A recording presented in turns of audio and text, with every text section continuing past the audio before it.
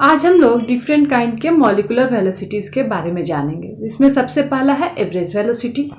मान लीजिए कि हमारे पास n मॉलिक्यूल्स हैं, जिसमें इंडिविजुअल जितने भी गैस मॉलिक्यूल्स हैं उनकी डिफरेंट डिफरेंट वेलोसिटी है। जैसे कि एक गैस की वेलोसिटीज v1 है, दूसरे की v2 है, तीसरी की v3, ऐसे ऐसे करते करते जितने भी मॉलिक्यूल्स है vn तक उनके पास डिफरेंट डिफरेंट वेलोसिटीज है। तो अगर हमें इनका मीन निकालना होगा तो हम क्या करेंगे, सारे वेलोसिटीज को जोड़ देंगे और उसको जितने भी नंबर ऑफ मॉलिक्यूल्स है उसको उससे डिवाइड कर देंगे। तो ये क्या हो जाएगा, हमारे पास मीन वेलोसिटीज हो जाएगा।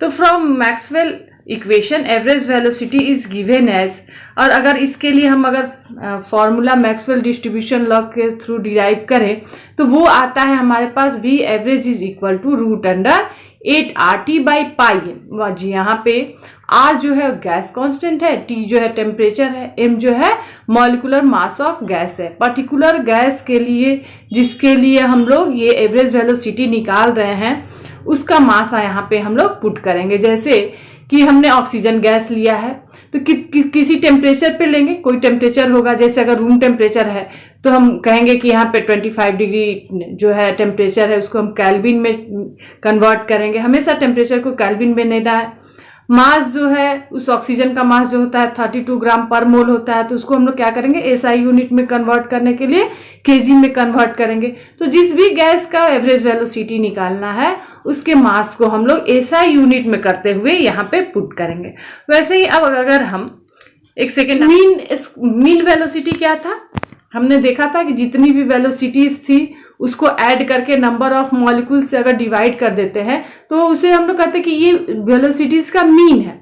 और यहाँ पे देखिए नाम से हमें पता चला रूट मीन स्क्वायर वेलोसिटी, मतलब जो मेरे पास मीन वेलोसिटी आता है उसका अगर हम स्क्वायर कर दे और उसका अगर हम रूट निकाल ले तो जो वेलोसिटी आएगा उसे हम लोग क्या कहेंगे, रूट मीन स्क्वायर वेलोसिटी। मान लीजिए कि हमारे पास जो गैस है उसके n मॉलिक्यूल्स है और डिफरेंट मॉलिक्यूल्स की उसमें वेलोसिटी जो है v1, v2, v3 to vn है, जो कि तो हम अगर स्क्वायर वेलोसिटी को हम लोग म्यू से डिनोट करते हैं तो mu square is equal to क्या हो जाएगा, v1 square plus v2 square plus vn square by n। हमें क्या करना है, जो भी हमारा मीन वेलोसिटी है उसको स्क्वायर कर देना है। अगर हम दोनों साइड स्क्वायर रूट ले तो क्या होगा, म्यू स्क्वायर जो है वो म्यू में कन्वर्ट हो जाएगा और v1, v2, v2 up to vn square by n उसी तरह से रह जाएगा। और इसी म्यू को हम लोग क्या कहते हैं, रूट मीन स्क्वायर वेलोसिटी बोलते हैं। अब काइनेटिक थ्योरी ऑफ गैसेस के अकॉर्डिंग हम लोग जानते हैं कि PV इज इक्वल टू क्या होता है, 1/3 mn u स्क्वायर होता है। u क्या वेलोसिटी है, तो अगर हमें u स्क्वायर निकालना हो तो वो किसके बराबर हो जाएगा, 3PV बाई mn के बराबर हो जाएगा। हमने क्या किया है यहाँ पे इससे यहाँ पे क्रॉस मल्टीप्लिकेशन से यहाँ 3 को ऊपर ले गए और mn को नीचे ले आया तो u स्क्वायर यहीं रह जाएगा। तो u square is equal to क्या हो जाएगा, 3PV बाई mn। अगर हमें 1 मोल के लिए लेना होगा तो क्या हो जाएगा, PV is equal to RT हो जाएगा। उस केस में u square is equal to हमारा क्या आ जाएगा, 3RT बाई mn। बात समझ में आ रही है, क्योंकि हमें 1 मोल के लिए निकालना है तो जो स्मॉल n होगा वो एवोगाड्रो नंबर के बराबर हो जाएगा। 1 मोल के बराबर हमें लेना होगा, यानी कि जो हमने मॉलिक्यूल लिया है, गैस मॉलिक्यूल्स लिया है, वो 1 मोल गैस लिया है। तो यहाँ पे जो स्मॉल n था वो क्या में कन्वर्ट हो जाएगा, कैपिटल N यानी कि एवोगाड्रो नंबर में। और u square is equal to क्या हो जाएगा, 3RT बाई m। u क्या है, उसका हमने दोनों साइड अगर रूट ले लिया तो ये क्या हो जाएगा, रूट स्क्वायर रूट ऑफ ये मीन स्क्वायर वेलोसिटी हो जाएगा। तो u is equal to 3RT by m। और हमने देखा था कि हम लोग रूट मीन स्क्वायर वेलोसिटी को म्यू से डिनोट करते हैं, तो इस u के जगह पे हम सिर्फ क्या करेंगे, म्यू यहाँ पे लिख देंगे और mu is equal to 3RT by m हो जाता है। इस तरह से हम इसका म्यू के वैल्यू को डिराइव भी कर सकते हैं। Most probable velocities, the velocities possessed by largest number of molecules in A gas. जो ये नाम दिया गया है मोस्ट प्रोबेबल वेलोसिटी इसीलिए दिया गया है कि ज्यादातर मॉलिक्यूल्स जो गैस मॉलिक्यूल्स होते हैं उनके पास जो वेलोसिटी होती है उसको हम लोग कहते हैं मोस्ट प्रोबेबल वेलोसिटी। ठीक है, और इसका वैल्यू जो आता है मैक्सवेल डिस्ट्रीब्यूशन से अगर हम इसको डिराइव करें तो वो वैल्यू आता है VMP is equal to root under 2RT by m। अब हम लोग न्यूमेरिकल्स बनाने के लिए हमारे पास कुछ रिलेशन होता है जिसका अगर यूज करें तो हम काफ़ी जल्दी न्यूमेरिकल्स को सॉल्व कर सकते हैं। यहाँ से जो क्वेश्चन आता है हमारे एग्जाम्स में वो ज़्यादातर न्यूमेरिकल्स ही होते हैं। अब हम लोग रिलेशन देखते हैं क्या आता है हमारे वी एवरेज में, वी आरएमएस में और वी मोस्ट प्रोबेबल में। तो हम लोग जानते हैं कि एवरेज वेलोसिटी जो होता है गैस मॉलिक्यूल्स का, उसके लिए क्या फॉर्मूला है 8RT/πm, और रूट मीन स्क्वायर वेलोसिटी का क्या फॉर्मूला है √3RT/m। तो अगर हमने क्या वी एवरेज को डिवाइड अगर हम लोग कर दे रूट मीन स्क्वायर वेलोसिटी से, तो हमारे पास क्या आएगा कि √8RT/πm डिवाइडेड बाई √3RT/πm। अब m जो है यहाँ से कैंसिल आउट हो जाएगा, ये m और ये m कैंसिल आउट हो जाएगा, ये RT और ये RT कैंसिल आउट हो जाएगा। तो हमारे पास क्या बचेगा कि 8/3π, यही हमारे पास बचा रह जाएगा। और तो हम अगर इसका वैल्यू यहाँ पे डाल सकते हैं, सॉल्व करने के बाद हमारे पास इसका वैल्यू क्या आता है, ये आता है 0.9213। तो V average by V root mean square velocity is equal to क्या हो जाएगा 0.9213। तो V average is equal to क्या हो जाएगा म्यू इंटू 0.9213। तो इस तरह से हम लोग क्या किया, हमने एक रिलेशनशिप डिराइव किया एवरेज वेलोसिटी और रूट मीन स्क्वायर वेलोसिटी के बीच में। इस तरह से क्या होगा कि इन दोनों में से एवरेज वेलोसिटी या फिर रूट मीन स्क्वायर वेलोसिटी, दोनों में से कोई एक भी हमें मालूम हो तो दूसरा हम लोग क्या कर सकते हैं, निकाल सकते हैं। यहाँ पे किसी एक के बारे में भी हमें पता हो अगर एवरेज वेलोसिटी या फिर रूट मीन स्क्वायर वेलोसिटी, तो हम एक दूसरे को निकाल सकते हैं इस इक्वेशन पे पुट करके, और हमें क्या होगा, हमारे लिए काफी इजी हो जाएगा उस क्वेश्चन को सॉल्व करना। तो न्यूमेरिकल क्वेश्चन सॉल्व करने में इसका काफी यूज होता है। उसी तरह से हम लोग जानते हैं कि जो मोस्ट प्रोबेबल वेलोसिटी होता है उसके लिए फॉर्मूला होता है √2RT/m, एंड म्यू जो कि रूट मीन स्क्वायर वेलोसिटी के लिए क्या फॉर्मूला होता है √3RT/m। अब इन दोनों को भी हम लोग डिवाइड कर देते हैं, मोस्ट प्रोबेबल वेलोसिटी को रूट मीन स्क्वायर वेलोसिटी से डिवाइड कर देते हैं। तो यहाँ पर भी क्या होगा देखिए, ये m और ये m जो हो जाएगा कैंसिल आउट हो जाएगा, ये RT और ये RT कैंसिल आउट हो जाएगा। तो हमें मिलेगा क्या √2/3, जिसका वैल्यू क्या आता है, इसका वैल्यू आता है 0.8165। तो most probable velocity upon root mean square velocity is equal to क्या हो गया 0.8165 हो गया।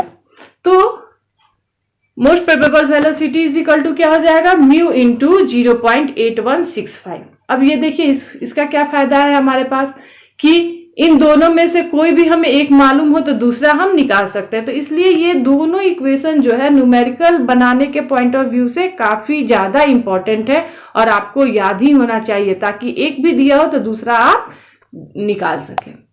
और ये यहाँ से काफी क्वेश्चंस रहता है न्यूमेरिकल के लिए। अब जो हम लोगों ने मैक्सवेल डिस्ट्रीब्यूशन देखा था, तो ये क्या है, इस साइड में अगर हम मॉलिक्यूल्स ले और इस साइड में अगर हम वेलोसिटी लेते हैं और इन दोनों के बीच में हम ग्राफ अगर डालें, तो ये जो सेंटर वाला पॉइंट होगा, ये वेलोसिटी जो मोस्ट प्रोबेबल वेलोसिटी ये होगा। मतलब सबसे ज्यादा मैक्सिमम जो मॉलिक्यूल्स होते हैं वो ऑक्युपाई किए रहते हैं, क्या उनके पास कौन सा वेलोसिटी होता है मोस्ट प्रोबेबल वेलोसिटी, और एवरेज वेलोसिटी जो होता है उससे कम मॉलिक्यूल्स के पास होता है, और रूट मीन स्क्वायर वेलोसिटी जो होता है उससे भी कम मॉलिक्यूल्स के पास होता है। इस ग्राफ को देख के हमें यही समझ में आता है। तो अगर थ्योरेटिकल आपके पास क्वेश्चन आए तो ये ग्राफ आप जरूर ड्रॉ करें। हम लोग कुछ क्वेश्चंस देखते हैं कि इस पे किस तरह का क्वेश्चन रहता है। एक दो क्वेश्चन करते हैं, सारा क्वेश्चन करने पे बहुत टाइम लगेगा, तो एक तरह का क्वेश्चन हम लोग देख लेते हैं। For hydrogen gas calculate root mean square velocity, average velocity, the most probable velocity at 0 degree centigrade. हमें क्या करना है, इस क्वेश्चन काफी इजी क्वेश्चन है। सारा फॉर्मूला पे सिर्फ पुट करना है हम लोग को, टेम्परेचर को केल्विन में कन्वर्ट कर देना है, 0 डिग्री सेंटीग्रेड है यानी कि 273 केल्विन है, और मास क्या होता है हाइड्रोजन का 2.016 ग्राम पर मोल है। इसको हम लोग एसआई यूनिट के लिए केजी में कन्वर्ट कर देंगे तो इंटू 10⁻³ kg पर मोल हो जाएगा। और सिर्फ क्या करना है, अब फॉर्मूला में पुट करना है। म्यू इज इक्वल टू क्या होगा, √3 RT/m। आर का वैल्यू क्या होता है 8.314 जूल पर केल्विन पर मोल होता है, पुट कर देंगे। टी हमारे पास मालूम है 273 केल्विन है। एम हमें मालूम है 2.016 इंटू 10⁻³ kg पर मोल है। एक चीज जो आपको याद रखना है, यहाँ पे सारे यूनिट को आपको कट के साथ अगर आप क्वेश्चन बनाते हैं तो लास्ट में जो यूनिट आना चाहिए वो सही आता है। तो जूल जो होता है वो किसके बराबर होता है, kg मीटर स्क्वायर पर सेकेंड स्क्वायर। इस वैल्यू को अगर आप यहाँ पे पुट कर दीजिएगा और उसके बाद कट कीजिएगा तो म्यू इज इक्वल टू क्या आ जाएगा, root mean square velocity is equal to, इसको सॉल्व करने के बाद आएगा आपको 1.8 इंटू 10⁻³ मीटर पर सेकेंड। वैसे ही अगर वी एवरेज निकालना है तो क्या करना होगा, फॉर्मूला में से पुट करना है √8 RT/πm। और आर का वैल्यू क्या है 8.314 है, टी का वैल्यू क्या है 273 केल्विन है, पाई का वैल्यू क्या होता है 3.142 का, एम का वैल्यू क्या है 2.016 इंटू 10⁻³ kg पर मोल। तो इसको हम लोग सॉल्व करेंगे तो हमारे पास वी एवरेज निकल जाएगा जो कि होगा 1.69 इंटू 10⁻³ मीटर पर सेकेंड। यहाँ पर भी जूल को उसी तरह से कन्वर्ट करना होगा। एंड मोस्ट प्रोबेबल वेलोसिटी के लिए फॉर्मूला क्या होता है 2 RT/m। सेम उसी तरह से अगर इसको हम लोग सॉल्व करें तो हमारे पास वैल्यू क्या आ जाता है 1.50 इंटू 10⁻³ मीटर पर सेकेंड। मैं थोड़ा फास्ट जा रही हूँ क्योंकि और भी नेक्स्ट क्वेश्चन हमें देखना है। Calculate the temperature at which root mean square velocity, average velocity and most probable velocity of oxygen gas are all equal to 1500 meter पर सेकेंड। यानी कि हमारा म्यू जो है और वी एवरेज और वी मोस्ट प्रोबेबल जो है वो है 1500 मीटर पर सेकेंड। और ये कब होगा, इस क्या टेम्परेचर होगा, ये सिर्फ हमें निकालना है। तो सेम वही फॉर्मूला हमको यूज करना होगा हर जगह, T1 T2 T जो है वो हमको निकालना है। मास क्या होता है ऑक्सीजन का 32 ग्राम पर मोल होता है, तो इसको हम लोग kg में कन्वर्ट कर लेंगे तो केवल क्या करना है इंटू 10⁻³ kg पर मोल हो जाएगा। और मान लीजिए कि तीनों टाइम में μ1 के लिए टेम्परेचर T1 है, वी एवरेज के लिए टेम्परेचर जो है T2 है और वी मोस्ट प्रोबेबल के लिए जो टेम्परेचर है वो T3 है। तो म्यू के लिए फॉर्मूला क्या होता है, म्यू के लिए फॉर्मूला होता है root mean square velocity is equal to √3 RT/m। हम सारा वैल्यू हमें पता है, सिर्फ टी का वैल्यू हमें नहीं मालूम है। तो यहाँ से हम क्या करेंगे, अगर दोनों साइड स्क्वायर कर दे तो mu square is equal to 3 RT/m हो जाएगा।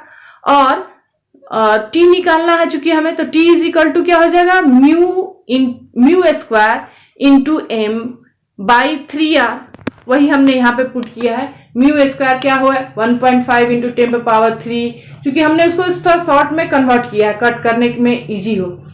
मीटर पर second square into 32 into 10⁻³ kg per mole by 3 into 8.314 joule per kelvin per mole. तो हमारा T1 जो आया है, जिस टेम्परेचर पे most probable velocity root mean square velocity 1.5 into 10⁻³ metre पर सेकेंड होगा, वो होगा 2886 केल्विन। वैसे ही V average is equal to क्या होता है √8 RT/πm। हमें T2 निकालना है तो क्या करेंगे, दोनों साइड में स्क्वायर कर देंगे तो क्या हो जाएगा V average square is equal to 8 RT/πm।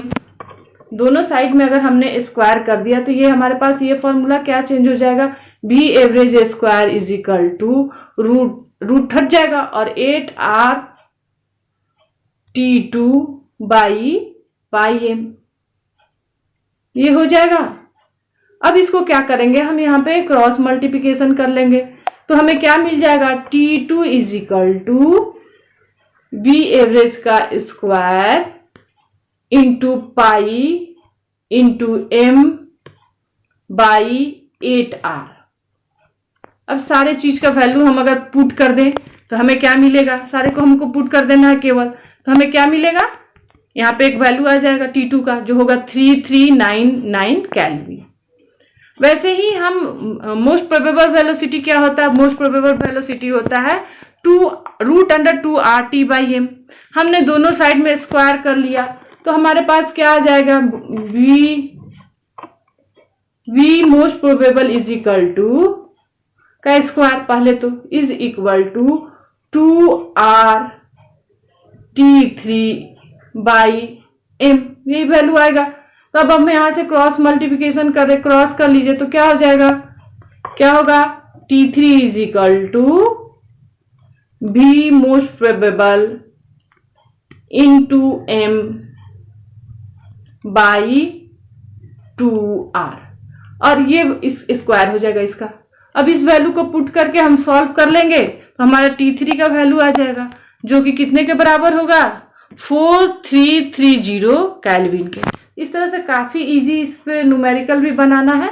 आप लोग और सारा क्वेश्चन बना के इसको देखिएगा, काफी इजी रहेगा। और अगर आपको समझ नहीं आ रहा हो, क्वेश्चन नहीं बन रहा हो, तो कमेंट सेक्शन में मेरे से पूछ भी सकते हैं। Thank you.